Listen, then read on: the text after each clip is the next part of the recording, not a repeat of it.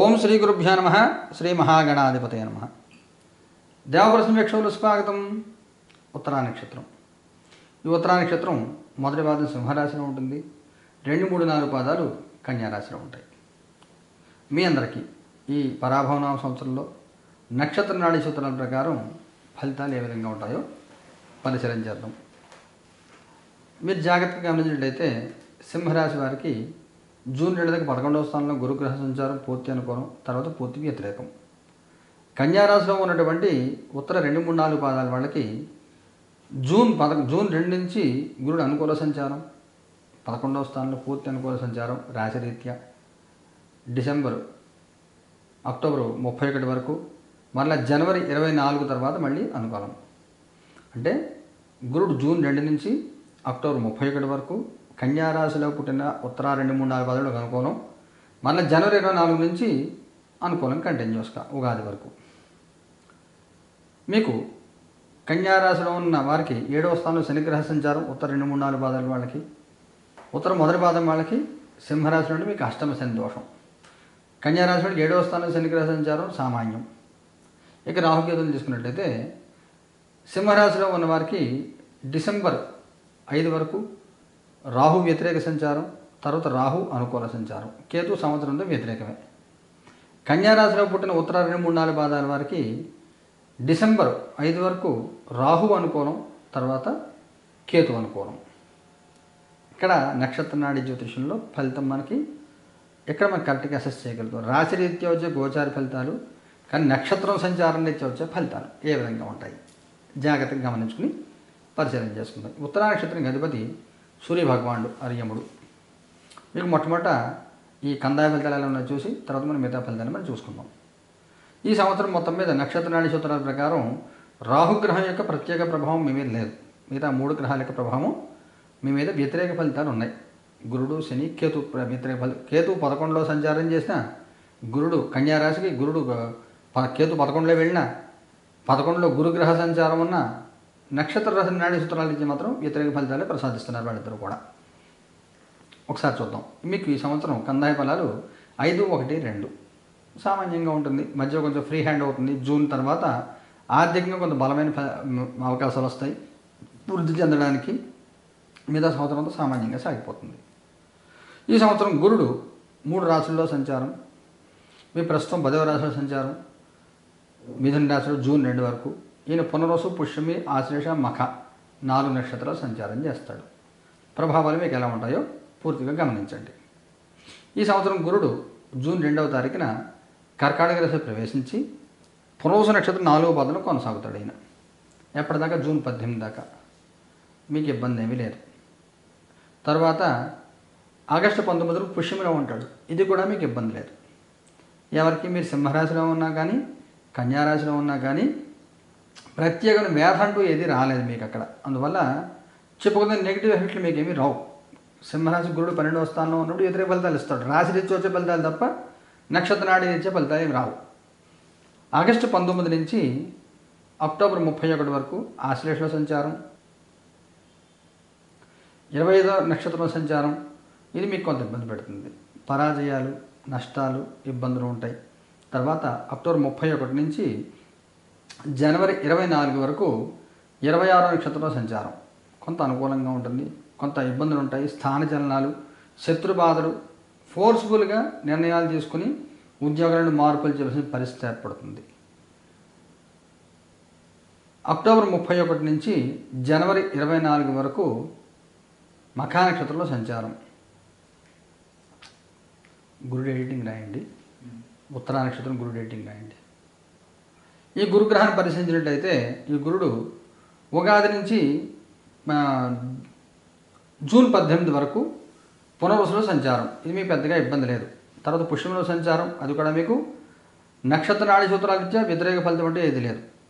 కన్యారాశిలో ఉన్న ఉత్తర 2, 3, 4 పాదాలు బాగుంటుంది పుష్యమిలో సంచారం. సింహరాశిలో ఉన్న వాళ్ళకి 1వ పాదం వాళ్ళకి మాత్రం కొంత వ్యతిరేకత ఉంటుంది. తర్వాత గురుడు ఆశ్లేష, మఖ, పుబ్బా నక్షత్రాల సంచారం. ఆశ్లేష, మఖ నక్షత్రాల సంచారం సంవత్సరం అంతా కూడా.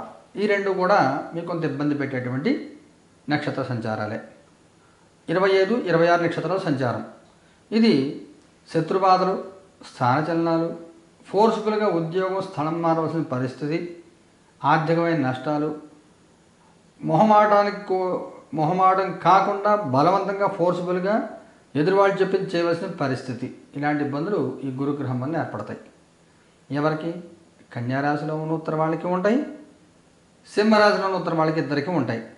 వాస్తవంగా గోచార రీత్యా ఏంటి, కన్యా వాళ్ళకి చాలా బాగుండాలి గురుడు, కానీ ఉత్తరా నక్షత్రం వాళ్ళు మాత్రం అనుకూలంగా ఉండడం, కొంత ఇబ్బంది పెడతారు గురుడు. ఇకపోతే శనిని తీసుకున్నట్లయితే శని మీకు కన్యారాశి వారికి 7వ స్థానంలో సంచారం, సింహరాశిలో ఉత్తర మొదటి పాదం వాళ్ళకి అష్టమ శని దోషం. మీకు ఇద్దరికి కూడా శని రేవతి నక్షత్రంలో ఉన్న, ఈ రేవతి నక్షత్రం మీకు 16వ నక్షత్రం. దీనిలో నష్టాలు, హాని, చికాకులు ఉంటాయి. ఎప్పటి నుంచి ఎప్పటిదాకా మీరు జాగ్రత్తగా గమనించి చూసుకున్నట్లయితే మే 17 నుంచి అక్టోబర్ 10 దాకా ఇదే సమయంలో గురుడు కూడా మీకు అనుకూలంగా లేడు. తర్వాత ఈ శని వక్రించి ఉత్తరాభాద్ర ప్రవేశిస్తాడు. 2027 ఫిబ్రవరి 8వ తారీఖు నుంచి మరలా రేవతి నక్షత్రంలో సంచారం, అది వ్యతిరేకం. ఎవరికి? కన్యారాశిలో ఉన్న, సింహరాశిలో ఉన్న మొత్తం ఉత్తర 4 పాదాల వాళ్ళకి కూడా.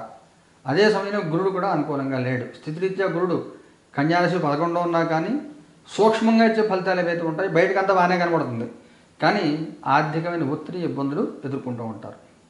అనారోగ్యాలు, ఆడవారి గర్భకోశ వ్యాధులు, మగవారికి కూడా కొంచెం ఇబ్బందులు, ఉదర సంబంధమైన వ్యాధులు ఇబ్బంది పడే అవకాశం ఉంటుంది. ఫుడ్ హ్యాబిట్స్ మార్చుకోండి, శరీరం ఆరోగ్య విషయంలో జాగ్రత్త తీసుకోండి, లేకపోతే ఆరోగ్యపరంగా, ఆర్థికంగా రెండింటిని కూడా ఇబ్బందులు పడే అవకాశం ఈ గురు శని గ్రహాల మూలంగా ఖచ్చితంగా మీకు కనబడుతోంది. ఈ రాహువు మీకు ఈ సంవత్సరం వేదాసూత్రాల ప్రకారం ఎటువంటి ఇబ్బంది పెట్టట్లేదు.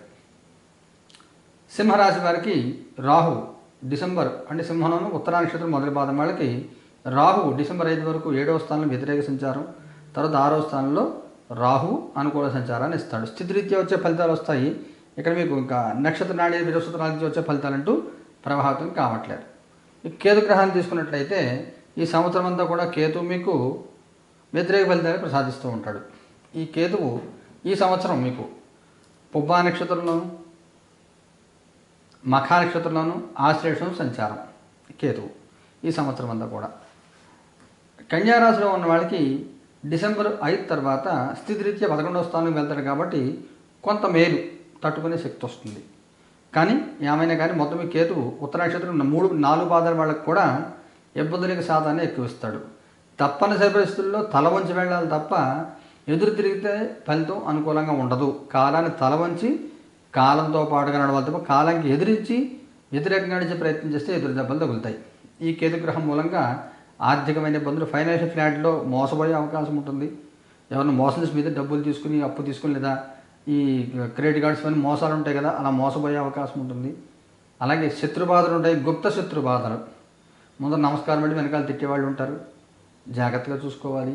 ఆర్థికమైన నష్టాలు, కుటుంబంలో తగాదాలు, చెయ్యని తప్పుకు చేసేరు అని చెప్పి మాడపడ్డము, ఇలాంటి అనేక రకాల ఇబ్బందులు ఎదుర్కొనే అవకాశం ఉంటుంది. జాగ్రత్తగా ఉండండి. ఈ గురు శని కేతువులకి పరిహారాలు చేసుకోండి. సంపూర్ణ పరిహారాలు చేసుకుంటే మంచిది. నవగ్రహాలు ప్రదక్షిణాలు చేసుకోండి, నవగ్రహ స్తోత్రాలు చదువుకోండి. స్వర్ణాకర్షణ భైరవుడిని ఆరాధన చేయండి. స్వర్ణాకర్షణ భైరవుడు లేదా సంకటహర గణపతి స్తోత్రం రోజు చదువుకోండి. దత్తాత్రేయుడిని ఆరాధన చేయండి. ఈ పరిహారం విడిగా మీరు చేసుకోలేకపోతే మన దేవప్రశ్న జరిగే పరిహారాలు పాల్గొనవచ్చు. నెలకు 2 సార్లు జరుగుతాయి నవగ్రహ నక్షత్ర హోమాలు. ఈ ఏప్రిల్ 1వ తారీఖు వీడియో అయిన తర్వాత దానికి సంబంధించి సంపూర్ణ సమాచారం వీడియో అందజేస్తాను, చూడండి. మీ అందరికీ సకల శుభాలు కలగాలి, కష్టాలు తిరిగిపోవాలని కోరుకుంటూ శుభం భూయాత్.